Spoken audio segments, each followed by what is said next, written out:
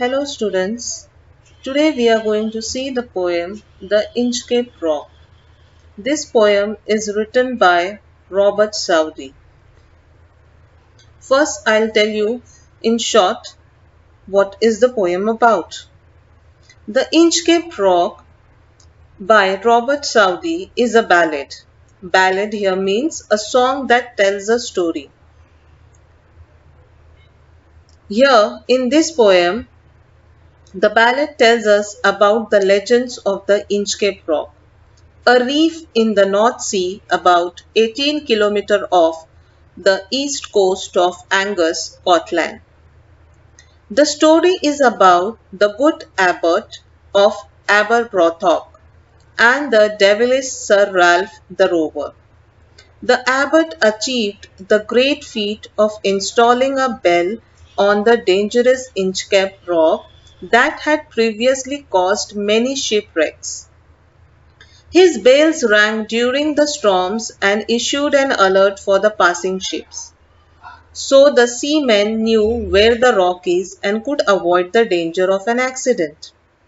They blessed the abbot for his good work. But it was the rover who felt jealous at the fame of Abbott and planned to cut down the bell from the Inchcape Rock. And so he did. This Ralph the Rover was actually a sea pirate, so he needed to destroy the bell to accomplish his desire to rob more ships by putting them in danger. But finally, he himself was the victim of the Inchcape Rock. One day, his ship was left in the midst of the storms, lost the direction, and crashed against the rock. Thus, the rover was punished for his sinful work. Now we will see the poem stanza wise.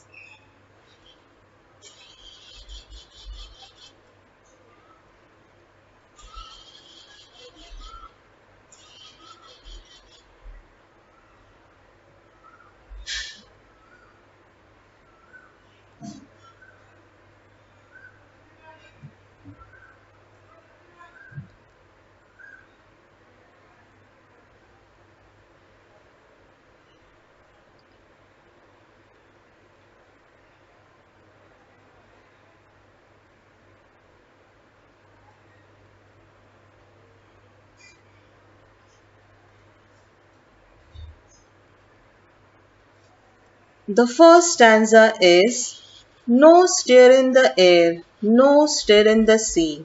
The ship was as still as she could be. Her sails from heaven received no motion. Her keel was steady in the ocean. Here, in the first stanza, the poet sets the natural setting with calm and restful waters and sky near the sea coast. There is a ship docked near the coast, still and motionless with its erect keel. There is nothing in the setting to alarm any soul or any sign of storm to come. The second stanza, without either sign or sound of their shock, the waves flowed over the Inchcape Rock.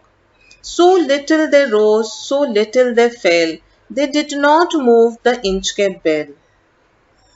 The second stanza tells that the drowsy sea waves, they ebb and flow without much energy or sound.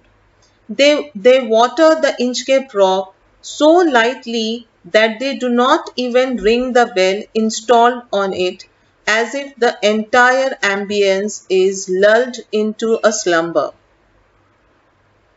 The third stanza, the abbot of Aberbrothock had placed that bell on the Inchcape Rock. On a buoy in the storm it floated and swung, and over the waves it warning rung. The poet in the third stanza, the poet talks about the history of the bell that was installed by the abbot of Aberbrothock. Sensitive to and fully aware of the risk that the ships had while traversing the rocky coast, his intention was to warn them about a possible collision. The bell was connected to a floating buoy chained to the rock. As the waves crashed against the buoy, the bell sounded loud warnings for seamen to avoid any possible accident or tragedy.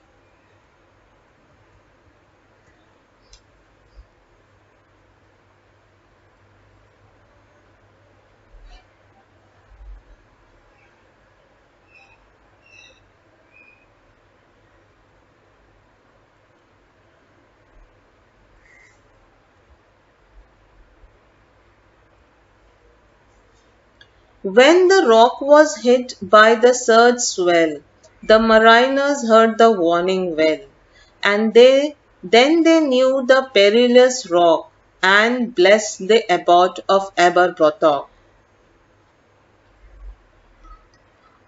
The poet highlights here the fact that the Inchcape Rock was not visible from the sea, especially during the high waves. The mariners were made aware of its presence only through the sound of the bell. They, grateful seamen, thanked and expressed their good wishes to the abbot for his kindness and compassion. Next, the sun in heaven was shining gay.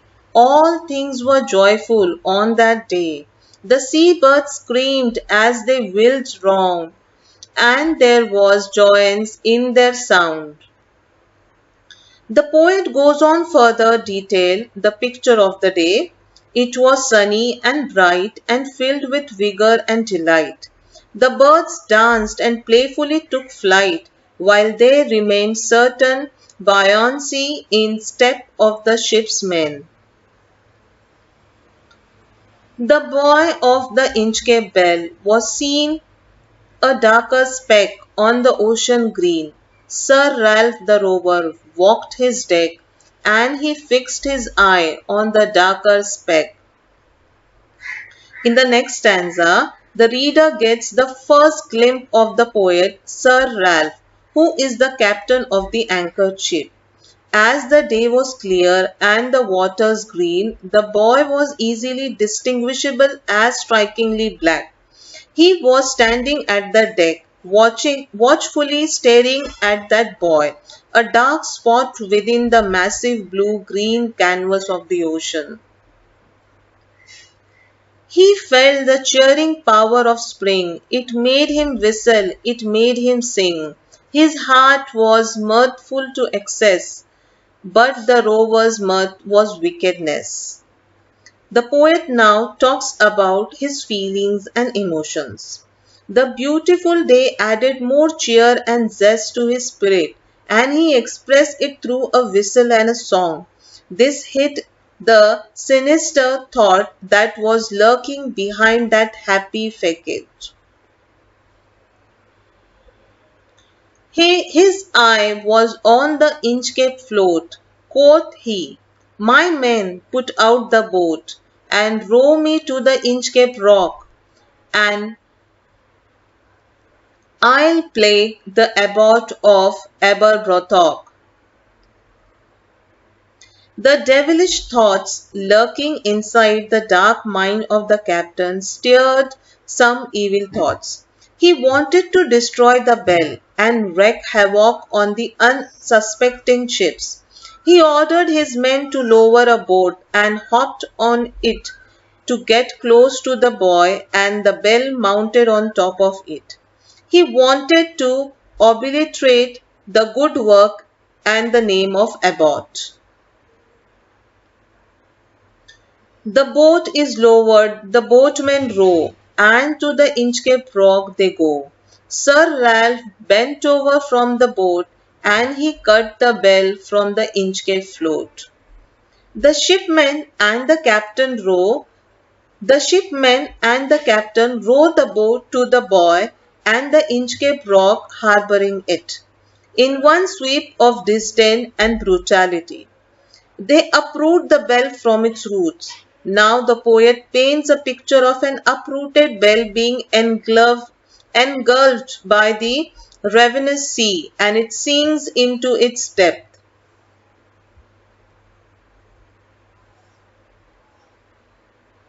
Down sunk the bell with a gurgling sound. The bubbles rose and burst around. Quoth Sir Ralph, the next who comes to the rock won't bless the abbot of Aberbrothok. As if to make a mournful cry, some bubbles spring around the bell, but soon fizzle away as the bell drowns into the dark emptiness of the sea. The devilish captain is proud of his action and hopes that no one will ever offer thanks to or shower the abbot with praise for his bell and generosity.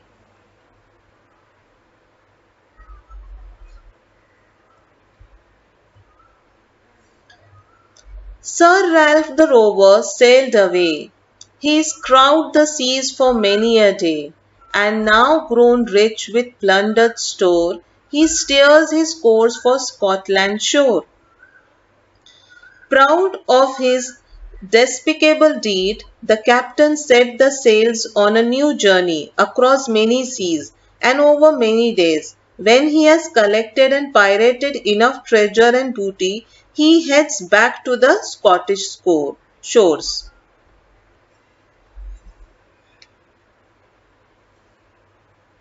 So thick a haze, so thick a haze overspreads the sky, they cannot see the sun on high. The wind had blown a gale all day, at evening it had died away. The day of his return turns out to be dark and green. The sun does not shower its warmth, and the whole environment is enveloped in an ominous and hazy blanket of fog. Even the blustering winds of the day have ceased and stalled as well. On the deck the rover takes his stand. So dark it is, they see no land. Quoth Sir Ralph, it will be lighter soon, for there is the dawn of the rising moon. The rover means the captain is stationed at the deck of the ship. The fog has made it impossible to sight the land from a distance. The crew of the sea is anxious and panic-stricken, but the rover assures them that there would be light once the moon arrives with the gentler and clearer night. "Canst hear," said one, "the breakers roar? For methinks we should be near the shore. Now where we are I cannot tell, but I wish I could hear the Inchcape bell." One of the seamen cries out his anxiety as he could not make the position of the coastland as well as the ship. As the waves recede into the mute conspiracy, he laments the fact that there is no Inchcape bell to help ease their fears and warn them of their nearing rocky coast. They hear no sound, the swell is strong, though the wind had fallen they drift along, till the vessel strikes with a shivering shock. Oh Christ, it is the Inchcape rock. Meanwhile the sea got more turbulent and feisty. There are no alarm bells ringing, and the wind also drops to a standstill. The boat is now in the grip of the waves as it drifts with them. And suddenly there is a loud collision that they all feared. The ship third into the Inchcape rock. It was doomed, finished to a devious beginning. The bells of justice. Sir Ralph Rover tore his hair. He cursed himself in his despair. The waves rush in every side. The ship is sinking beneath the tide. The rover fell into a pit of his own making. The Inchcape rock had turned into his tombstone. He was aghast at his own horrible mistake, and the water rushed in from all the corners. He knew he had reached his breaking point. He bemoaned his own sinister thought as his ship neared in its inundated end.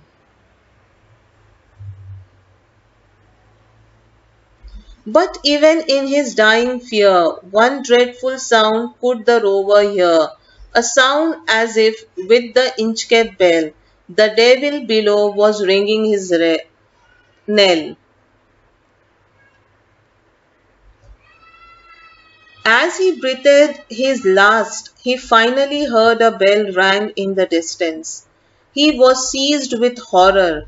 The sound was of Abbott's bell at the belly of the sea.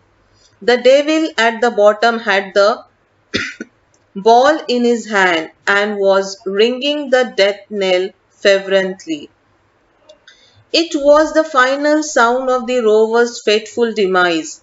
It was deathly music of revenge, a song of poetic justice. So students, here the poet Robert Southey delivers a message through his poem that as you sow, so shall you reap.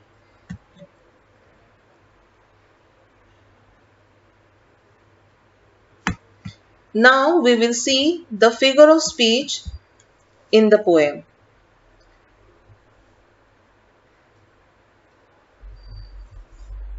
Now, in the second last stanza, Sir Ralph the Rover tore his hair. Here, the figure of speech in the line is alliteration. The sound of the letter R is repeated in the line. So it is alliteration.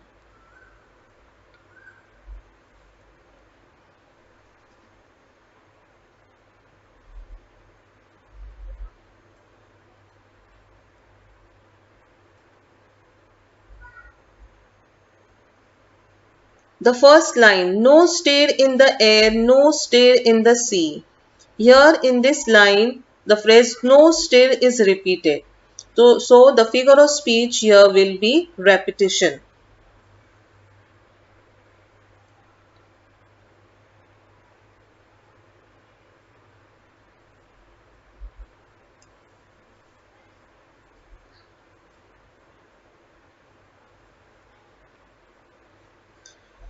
Here in the last stanza, down sunk the bell with a gurgling sound. Here in this line, figure of speech is onomatopoeia. Here the word gurgling is used to hint the sound of the drowning bell. So the figure of speech is onomatopoeia.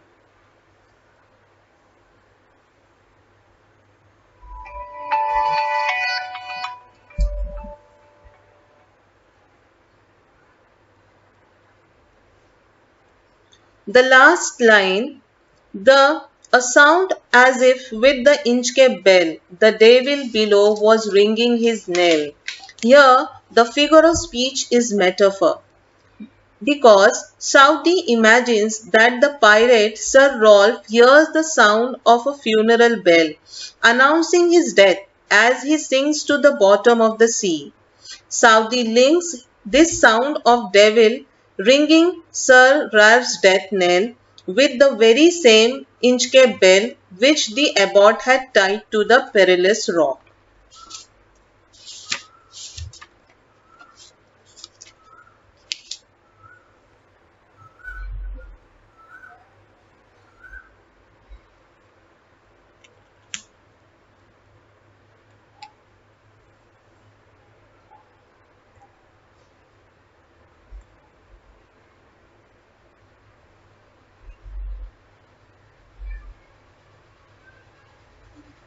Now, here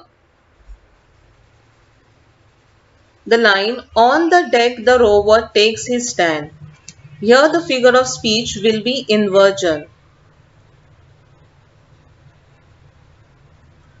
The line is not in correct prose order. The correct prose order should be, the rover takes his stand on the deck.